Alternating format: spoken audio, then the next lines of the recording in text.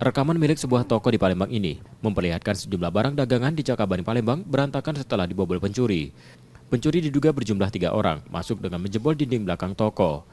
Pencuri membawa kabur 15 karung beras dan barang dagangan lainnya. Pemilik toko kemudian melaporkan kejadian tersebut ke Polrestabes Palembang dan polisi sudah melakukan olah TKP. Beras kurang lebih 15 karung, terus tuh rokok perkiraan 5 juta, terus tuh 10 juta kurang lebih. Itu apa yang dirusak? Yang dirusak dendeng, kaco dijebol kan kecil, kaconya tuh dirusak.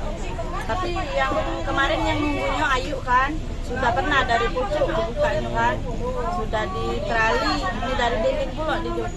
Korban berharap polisi segera meringkus pelaku karena membuat resah pedagang di pasar.